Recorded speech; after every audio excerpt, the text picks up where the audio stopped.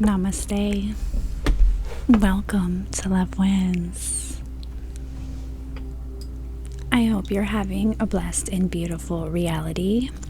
We're going to start by burning a little sage. And remember, you're not in a rush. Relax. Grand risings if you're rising. Sweet dreams if it's evening.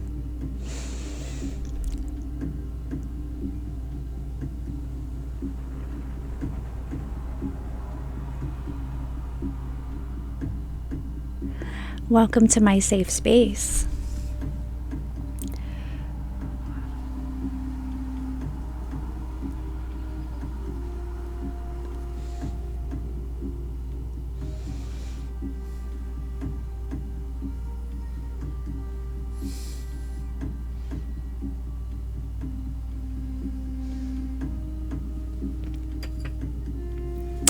Let's get this space cleansed. The energies are high. The energy is intense. It's intense. I'm seeing craziness everywhere, macro to micro, right? So we stay prayed up, we stay protected, and we keep moving forward. Chop wood and carry water. Chop wood and carry water. Chop wood and carry water. Right? But today, I got my background music a little bit louder. Kids are doing interactive dance stuff, exercise. Well, it's anything moving your body is exercise, but there's like these freeze and dance, and Bella loves the Grinch dance, and you like keep up with the character and to the music, and you move, whatever. They love that stuff. So not gonna lie, I love it too. Today though, I want to talk about crying. I want to talk about crying, as crying is something that I could never do in front of people. I didn't know, you don't know what you don't know, and I didn't know how much trauma I had endured and how emotionally blocked I was, you know. But I couldn't cry. Even when I would watch a movie next to somebody and the scene was bringing up the emotions, I got really good at locking it, tightening my throat, swallowing it down, repressing those emotions, and not showing what I was feeling. I'm not going to say not feeling, because I felt it all. I'm a super empath. I do believe Hyoka, but I haven't done the actual like research. But from what I feel and what I know, but tomato, that's, you know, it's, the thing is, I can feel, right? And I learned how to not look like I was feeling, because I was embarrassed to cry. And it went back to, and I'm trying to go back, you know, doing my inner child healing to the root of it. But Bella had asked me a question on one of our nature walks if I was ever bullied, because we take multiple walks a day, and if I was ever bullied. And there are a few incidents, like isolated incidents, that stick out, but bullied, like as in like afraid to go to school every day because I knew it was coming. I wasn't blessed, you know, grateful that that wasn't my reality. But there were a few isolated events, and when I've been reflecting on them since, you know, her question brought it up. Things in life bring things up, and when they're brought up for a reason, for reflection, for introspection, for release, removal, to let go, to move past it. Things surface so you can release them, right? And if you didn't know, now you know. Things surface so you can release them. And I want some incense. There was one incident. I was riding the bus to school. This was either kindergarten or middle school, 6th, 7th, or 8th. Because of the bus I rode, the house I lived at, and like the remembrance of like about what age I was. I honestly think it was 5th grade. And because we moved to a new city in 5th grade, so I had to leave all of my friends, everything I knew, everything that was familiar to me behind, and start a new life. At such a young age, you know.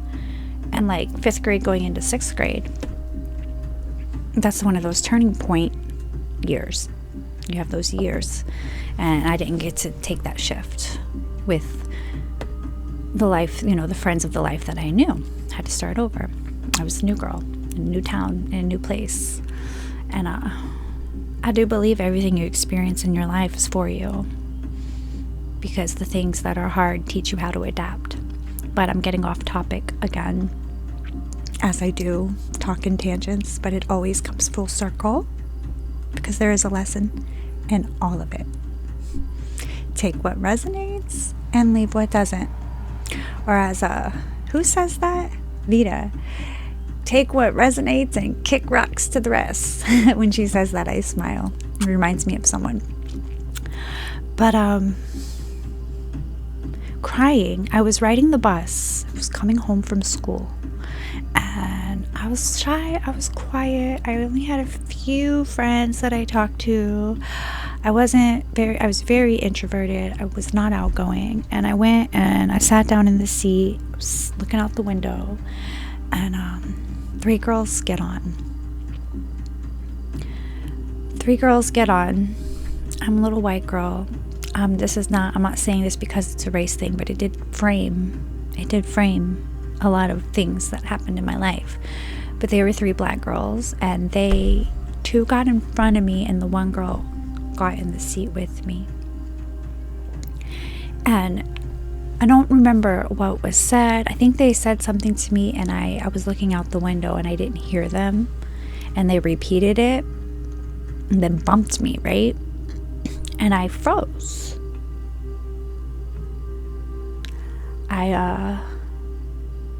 I believe that's fawning. I froze. And she bumped me again. And then the girls were like egging it on. It was like, push her again, push her again, push her again. And they was like, stupid girl, why can't you talk? And I just froze. I don't know. You know, I got off the bus, and you know that, yeah, it just swallowed it. I swallowed it, and I looked out the window, and I just kept like getting pushed. And I got off the bus and I ran home, and then it released. I couldn't even get the words out. I was crying, and my mom's like, what? And I couldn't even tell her what. She was like, would you stop crying so you could tell me? And that's what happens when we bottle it up. And then when it finally comes out, it just flows. Just flows. And what usually happens with that flow is, if it's been bottled up for so long, repressed for so long, restrained, restricted for so long, it's not the tears that come out.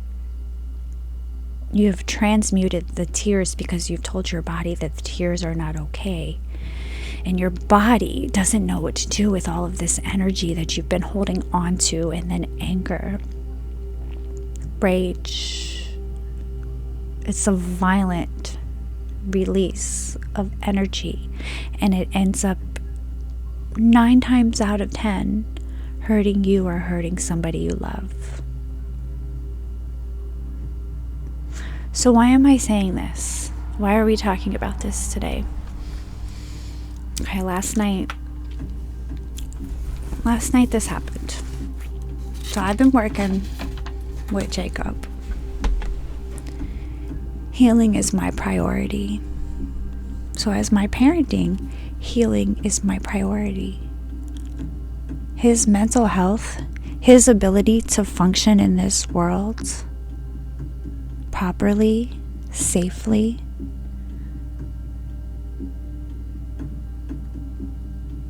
is more important to me than anything.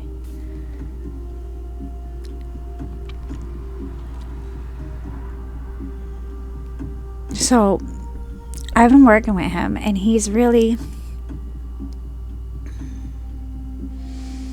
I can see a change. It's been weeks since he self-harmed. 6 years old, guys. Weeks since he's self-harmed. We're working with therapists, and I'm doing what I teach y'all, what I talk about. I practice what I preach. 24/7 healing is happening up in here. And yeah, I get triggered. People get triggered. You know, there's outside forces and energies, and life happens. But yo, healing is my priority. I don't play with that.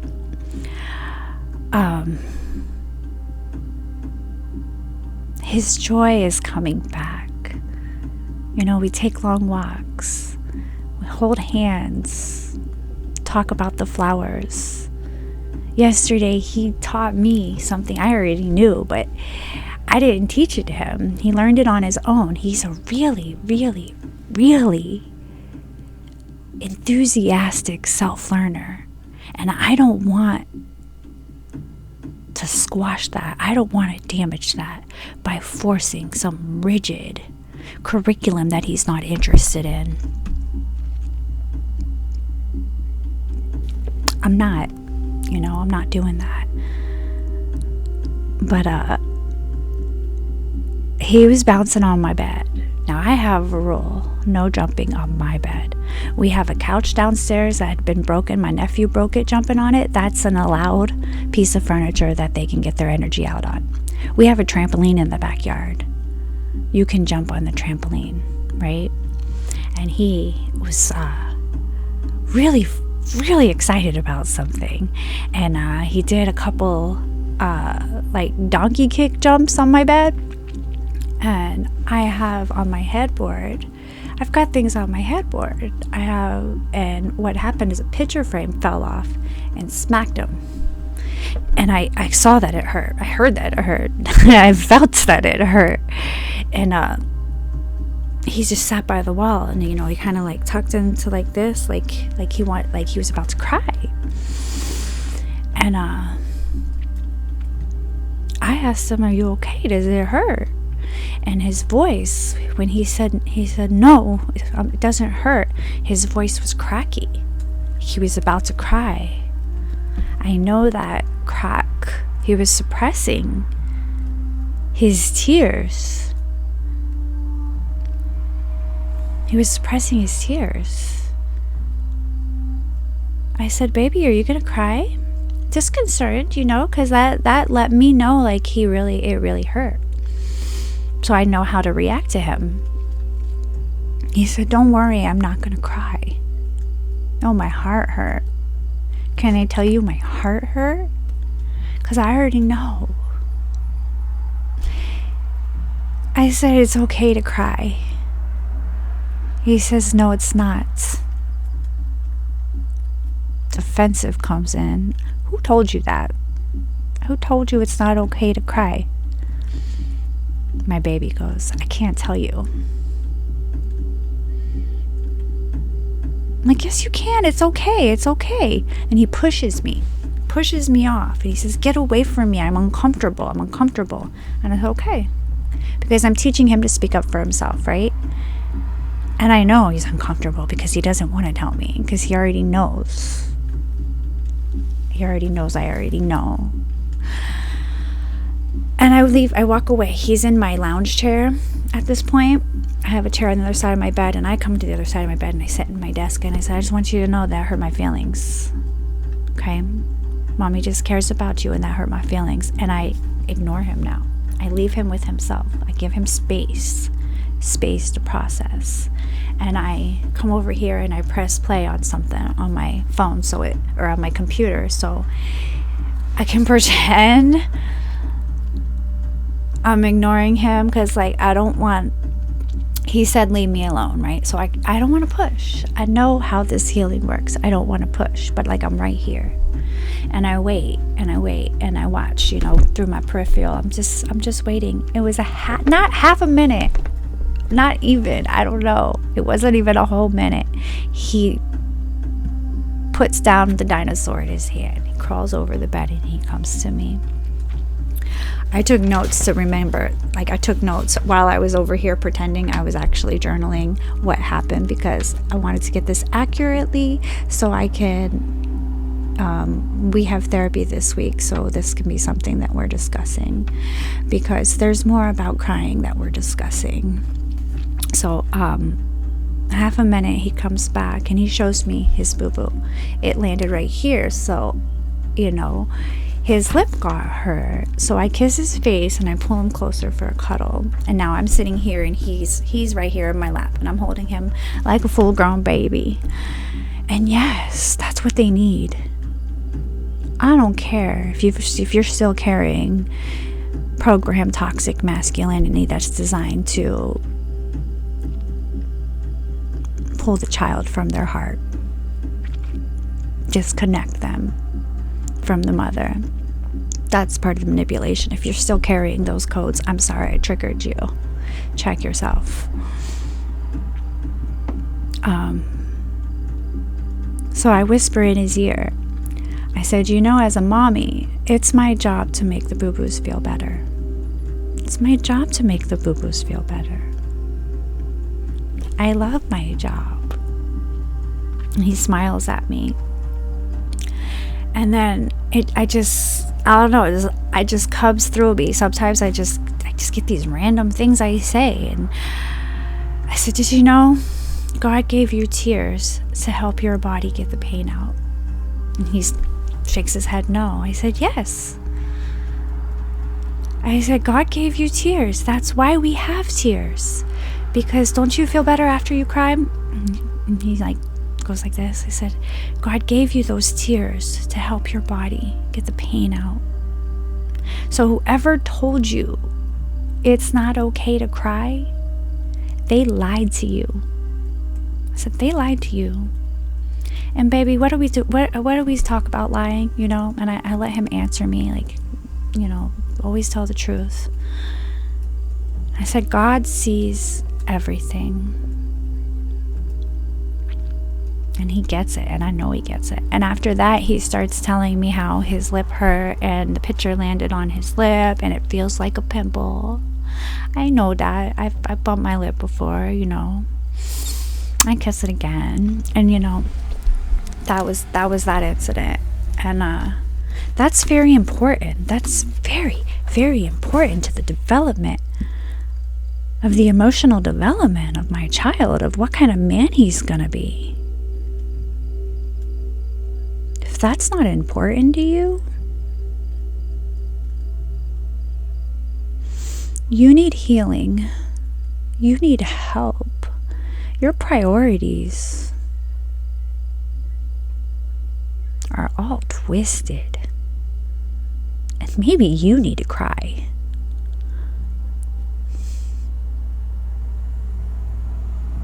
Real tears. Not those fake ones, those manipulative, fake tears. You know those? Have you ever seen parents? Have you ever seen parents who manipulate their children by making them feel bad? Like, oh, you don't want to hug me. I'm so sad. I'm gonna cry. And they fake cry. And they fake cry, and then the child does what they want because they don't want to hurt their parents' feelings. That's manipulation. That's psychological manipulation. It should be illegal. It should be a crime.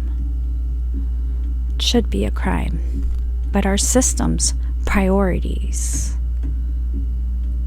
are effed up. are effed up. So,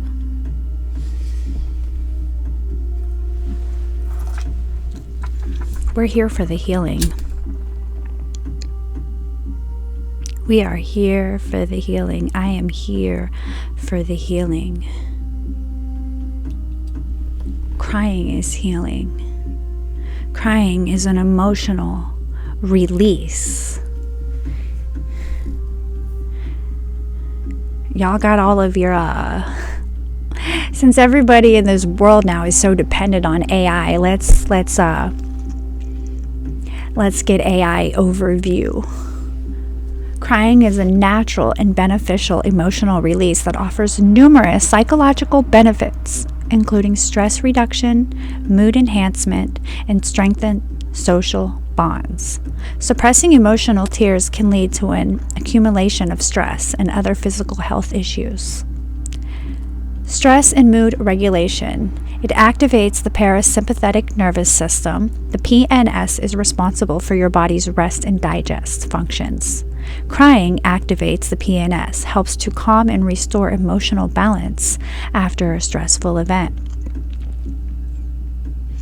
Release of stress hormones. Emotional tears have a different chemical composition from basal or reflexive tears.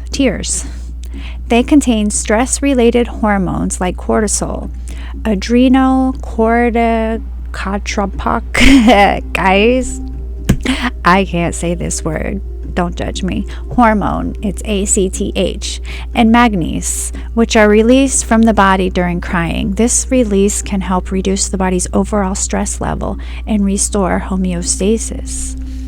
Triggers natural painkillers. Crying releases feel-good hormones such as oxytocin and endorphins, which can help ease both physical and emotional pain. These hormones produce a calming, numbing effect that improves overall well-being. Process intense emotions. Crying is a biological mechanism for processing and coping with complex, overwhelming emotions like sadness, grief, joy, or frustration. Yo, I've turned into a happy crier. Seriously. Allowing yourself to cry can provide a cathartic release that helps clear your mind and leads to emotional clarity. God forbid we have a little bit of emotional clarity in the world. Oh my God. Okay, enhances social connection, promotes self-soothing healing, when to consider professional help. Okay, so I'm not going to go into all of those because, yeah, we are. Enhances social connection, elicits support from others. Tears are a powerful nonverbal signal that communicates a need for comfort, empathy, and social support. This attachment behavior is a universal human trait that helps build trust and strengthen relationships. In many cultures, seeing someone's cry prompts a desire to help or console them. Yo, you know how many people have said that not to cry or called me a Karen for crying? Fosters empathy and bonding. Vulnerability through crying can enhance bonds with others by creating an atmosphere of human connection and mutual experience. Research shows that people who cry are often perceived as warm and caring by others. Yeah, unless they're being fake and manipulative. That's satanic. I'm sorry. Please forgive them, for they do not know what they do not know. But if they do know, then yeah, there's something not right there.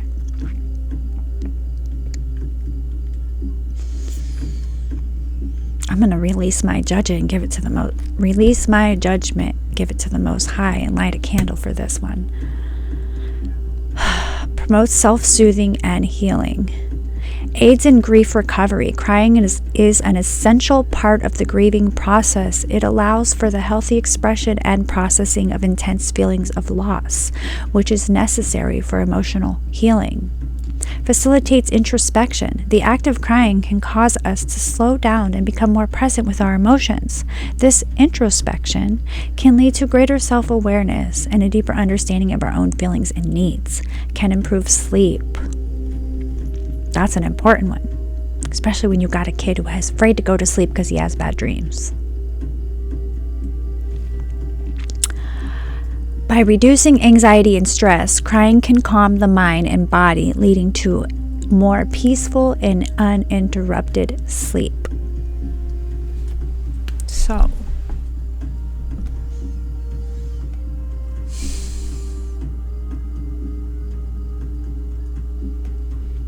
it's okay to cry. It is okay to cry. Move those emotions, energy in motion. When you block up that energy is when problems start happening in your body, in your life, in your reality. Move the energy. In tears. God gave you tears to let the pain out, baby. So, that's the message for today. That's the message. Yeah. Have a blessed and beautiful reality. Start your day. Start your day, guys. Take a second to sit in your own energy.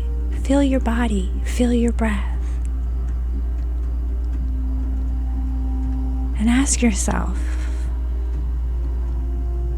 what do I want to create today? What do I want to create today? What needs to get done today? What can I get done today that'll take me one step closer to where I want to be? Give thanks to the Most High, Mother and Father. And I say Mother and Father because Source is masculine, feminine. It is union. It is divine Source energy. Give thanks to the Most High, Mother and Father. And love wins. And I love you.